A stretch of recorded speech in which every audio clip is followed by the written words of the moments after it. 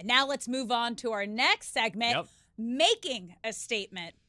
Are you ready for the first one? I'm going to give you some strong statements, and you can agree or disagree with the statement. Are you ready for the first one? Yeah, I'm ready. All right. The Phillies are rushing Bryce Harper back too soon. I'm going to disagree with that. Now, it's historically fast return from Tommy John, right? The fastest return from TJ surgery in history at 160 days, right? Bryce Harper played in the World Series, and he missed just over a month of one season. That's remarkable after Tommy John. It's insane. Now, I hear you, right? He's not a pitcher. He's not even playing the outfield. He's DHing. But what I would argue here to anybody that's saying it's not as impressive, still a very strenuous rehab. On his second game, he was wearing a literal cast on his arm. And for the naysayers that say, well, he's not throwing, he's not doing much, Bryce Harper hits left-handed. His swing is very violent. His lead arm is his right hand. He's extending with that elbow very violently from the left side of the plate. So let's throw that out the window. It is very impressive what he's done. 160 days he's back, passing Tony Womack, who got back in 180-ish days. Now, he comes back in his first game. He goes 0 for 4 with 3 punch-outs and a ground out. And the conversation becomes what we're having right now. Yeah. Game 2, 3 for 3 at the plate. Looked great, driving the ball hard. A huge at-bat in the 9th inning that led to a comeback for the Phillies. It didn't end up working out for them, but it led to a comeback.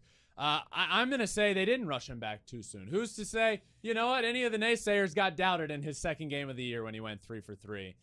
If you're going to doubt anybody, don't doubt Bryce Harper. The guy is a freak athlete, a freak talent, and works very, very hard at what he does. So I'm happy he's back. Yeah, I'm with you there. All right, our next statement has to do with the team Harper was just playing. Okay. The Dodgers will win the NL West. Are you celebrating before I answer? I'm just, I agree with this statement, obviously. I'm gonna disagree. Okay. But here's what. The Dodgers are playing so much better baseball now than they were even a week and a half ago. They're playing very well right now, and they're sitting at 19-13. The reason I'm going to disagree is because, well, I picked the Padres to win the division this year. So it wouldn't really feel right about, 30-ish games into the year. A month. To switch up on that, especially when the Padres are playing better. The Padres are 17-15, right? They're 2 games behind them. I'm not worried. To be honest with you, I'm not worried about either of these teams. No. I think they're both going to make the playoffs. The big race here is going to be who wins the West. And I'm not going to switch up my pick right now. You could tell me right now that come the end of September or whenever the season ends, like a week into October, that the Dodgers win the NL West, and I wouldn't be shocked. These are both very good and very talented teams, but I picked the Padres to win the division for a reason. I still believe in that reason, and them being 2 games back right now isn't a big enough reason for me to change that. So I will disagree and say I will still take the Padres to win the West. Yeah, this is going to be a fun series this weekend between the Dodgers and Padres. Yeah, I think we're going to get a first little taste of who has, because they're both playing insanely well right now. But we're going to break that down in just a little bit. I know. We're going to break that down a little later in the show. So let's get to our final statement. Randy Arozarena will lead all of Major League Baseball in RBI. I am going to go clean sweep here and disagree with all of these. Whoa.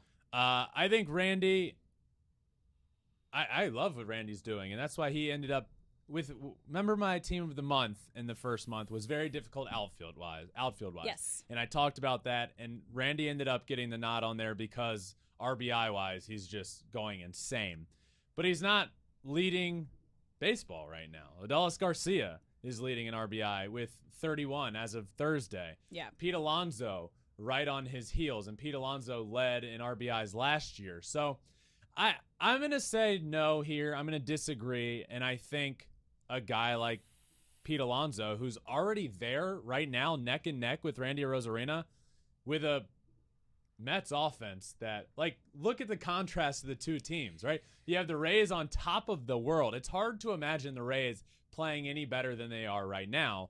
And then you have the Mets, who aren't scoring any runs. And then you look at the 2 in RBIs, and Pete Alonso's right there neck and neck with him, who also led baseball in RBI last year. I'm going to take you didn't ask me to take a specific player if I don't take Randy, but I'll do it. I'll say Pete Alonso. Yeah, because you also got Yordan Alvarez right there. You got Devers tied with him right now. Yordan, who missed some games. Yeah, it's going to be tough. And you know that Houston offense is only going to get better. So does that make sense? You get what I'm saying? Like the Tampa offense is you're getting the best you can out of them. You got to remember, these aren't my statements.